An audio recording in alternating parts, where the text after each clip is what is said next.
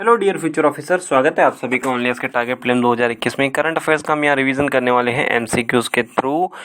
And आप ये जो पुराने ओल्ड वीडियोस हैं उनको आप यूट्यूब की ही प्लेलिस्ट से आप देख सकते हैं। साथ ही साथ ओनली एस का टेलीग्राम चैनल अवेलेबल है, ओनली एस नथिंग एल्स के नाम से, उससे भी आप ज्वाइन कर सकते हैं। ठीक है, तो वहाँ पे आपको यूपीएससी स्टेट पी से रिलेटेड रिक्विजिट मटेरियल गाइडेंस वगैरह अवेलेबल हो जाएगा। क्वेश्चन नंबर 1 में बात की गई है कि अगस्त जो ऑफर था उससे रिलेटेड अपने को दो स्टेटमेंट दी, हमें करेक्ट बताना है। Independence from India, independence from the British rule as the objective of India, मतलब अगस्त ऑफर के अंदर दिया गया था कि भाई भारत जो है वो ब्रिटिश से आज़ाद हो सकता है। दूसरे में बोला है no future constitution to be adopted without the consent of the minorities. Future में कॉन्स्टिट्यूशन को अगर अमेंड करना हो, संविधान में अगर संशोधन करना हो, तो अल्पसंख्यकों की सहमति की आवश्यकता होगी। अगस्त ऑफर हमारी मॉडर्न हिस्ट्री का पार्ट है और बहुत ही बेसिक सा ये क्वेश्चन है, इजी क्वेश्चन है। अगस्त ऑफर के अंदर ये बात नहीं की गई थी कि इंडिया को हम कोई आज़ादी दे देंगे, इंडिपेंडेंस दे देंगे, ये ऐसा कोई नहीं दिया गया था। जहाँ तक सरकार की बात है, सरकार ने अपना जो पुराना कम्युनल कार्ड है वो खेला और हिंदुओं को और बाकी अन्य कम्युनिटीज़ को डिवाइड करने के लिए उन्होंने एक क्लोज डाल दिया, अगर फ्यूचर में कॉन्स्टिट्यूशन को अमेंड करना होगा तो अल्पसंख्यकों की यानी कि माइनॉरिटीज़ की ज़रूरत होगी। मोहम्मद अली जिन्ना ने इसी पॉइंट को अपना हथियार बनाते हुए, वेपन बनाते हुए बोला कि भाई अब तो देखो ये तो पूरा का पूरा सरकार ने भी हमारी जो बात है उसके ऊपर स्टैंपिंग कर दी है। तो दूसरा स्टेटमेंट सही है, करेक्ट हो गया ऑप्शन बी। पहला अपना गलत है, रीज़न ये है कि ऐसा कुछ नहीं बोला गया था कि भाई इंडिया को आज़ादी दे देंगे।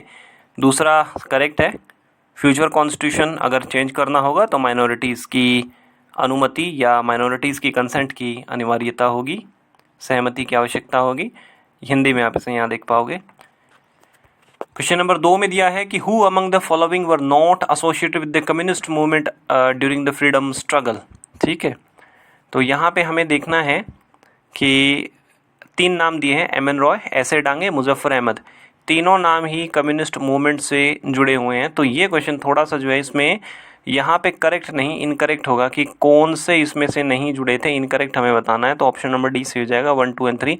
ये तीनों के तीनों ही जुड़े हुए थे। एम एन रॉय तो कम्युनिस्ट पार्टी ऑफ इंडिया के फाउंडर माने जाते हैं।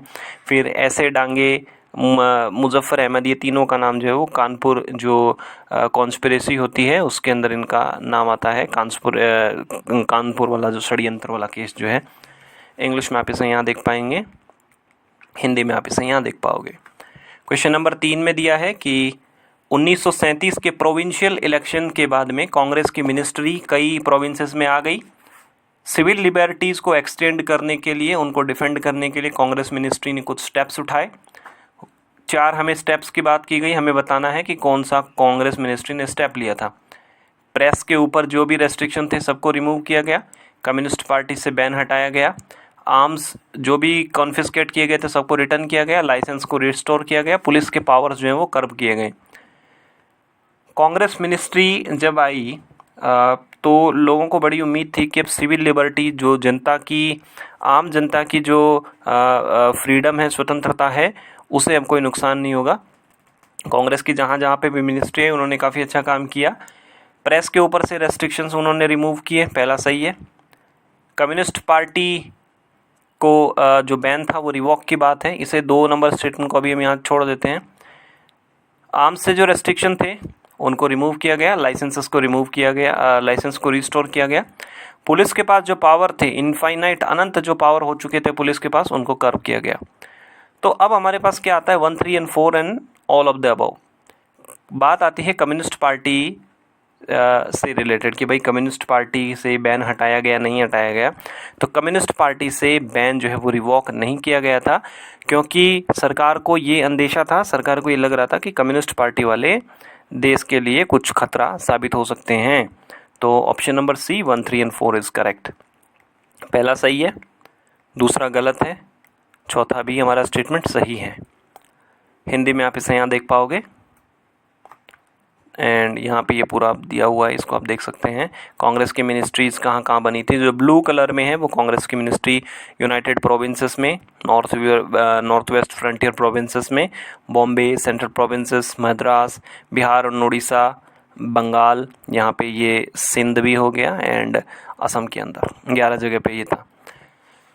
कैल्प फॉरेस्ट के बारे में बात की गई है कि ये ब्राउन एल्जाई होते हैं इकोसिस्टम में ब्राउन एल्जाई इकोसिस्टम होते हैं जो temperate and polar coastal ocean regions के अंदर होते हैं। ग्रेटर इनमें वैरायटी होती है, प्लांट एंड एनिमल की हाई डाइवर्सिटी होती है, most productive and dynamic ecosystem होते हैं अर्थ पे। देखो कैल्प के बारे में देखें तो क्या होता है, कैल्प जो होता है ब्राउन रंग के एल्गाई ही होते हैं अंडर सी वाटर, मतलब समुद्र के अंदर अपना इनका पूरा एक इकोसिस्टम है। पहले स्टेटमेंट में जो बात की गई है वो बात की गई है कि कैल्प कहाँ कहाँ पे पाए जाते हैं, कैल्प के फॉरेस्ट कहाँ कहाँ पाए जाते हैं। तो टेम्परेट रीजन में पाए जाते हैं, पोलर ध्रुवीय इलाकों में पाए जाते हैं, लेकिन कुछ साल पहले हमने देखा कि वो इक्वाडोर में भी पाए जाते हैं, इक्वाडोर के अंदर भी मिले थे। तो पहला स्टेटमेंट हो गया हमारा कैंसल आउट। जहाँ तक दूसरे स्टेटमेंट की बात है तो बहुत ज़्यादा इनमें हाई वैरायटी है, डाइवर्सिटी ज़्यादा है, बिल्कुल सही बात है। Most productive and dynamic ecosystem on the earth है, जैसे हमारे धरती के ऊपर पेड़ जो हमारे ट्रीज़ हैं वो कितना हमारी लाइफ को सपोर्ट करते हैं उतना ही ये सपोर्ट करते हैं। तो हमें करेक्ट पूछा है, option number D will be the correct, 2 और 3। पहला अगर हम देखें तो इक्वाडोर में ये ट्रॉपिकल वाटर्स में भी हमें मिले थे, दूसरा सही है, बहुत सारे यहाँ पे फिशेस हैं, काफ़ी मतलब इनकी रिच डाइवर्सिटी है। तीसरे में बात करें तो ये दुनिया के सबसे ज़्यादा प्रोडक्टिव इकोसिस्टम का पार्ट माने जाते हैं। हिंदी में आप इसे यहाँ देख पाओगे। क्वेश्चन नंबर 5 के बारे में दिया हुआ है, अराकू वैली रिसेंटली न्यूज़ में थी, ये किस में लोकेटेड है? हिमालय, वेस्टर्न घाट, ईस्टर्न घाट, अरावली रेंज। तो अगर आप देखोगे तो यहाँ पे ये अराकू वैली हमें देखने को मिलती है। यहाँ पे अराकू वैली क्योंकि आंध्र प्रदेश में आती है, ठीक है।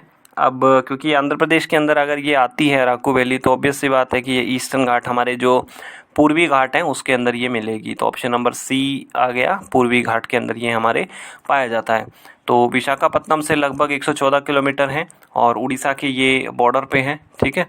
और रिसेंटली इसे माना जाता है कि ऊटी ऑफ दी आंध्र प्रदेश, जो आंध्र प्रदेश का ऊटी माना जाता है। ऊटी एक जिसका नाम है उडमंगलम, ऐसा कुछ नाम है उसका, हम शॉर्ट में उसे ऊटी के नाम से जानते हैं, ठीक है। हिंदी में आप इसे यहाँ देख पाएंगे और मैप का यहाँ पे हो गया अपना, ठीक है। तो ये आज के अपने 5 क्वेश्चन हैं। आज आपकी कैसी परफॉर्मेंस रही आप ज़रूर बताइएगा, एंड इन क्वेश्चंस को आप लगातार प्रैक्टिस करते रहिए, साथ साथ में आप रिवीजन भी करते रहिए। और स्टैटिक हमारा जो पोर्शन है, जो भी आपने अभी तक पढ़ा हो उससे रिलेटेड कोई टेस्ट वगैरह जो भी आपके पास अवेलेबल हो उसको कंटिन्यूसली आप करते रहिए, क्योंकि प्रीलिम्स में सबसे बड़ी इंपॉर्टेंट बात ये नहीं होती कि हमारा नॉलेज कितना है, कितना हमें आता है, बट प्रीलिम्स में सबसे जो इम्पोर्टेंट बात होती है वो आती है हमें कितना आता है और हमें जितना भी आता है उससे हम कितना आउटपुट निकाल सकते हैं। तो आज के वीडियो सेशन में इतना ही। ओनली ऐसे जुड़े रहने के लिए आप सभी लोगों का बहुत बहुत धन्यवाद। आपका दिन मंगलमय हो। Hello dear future officer,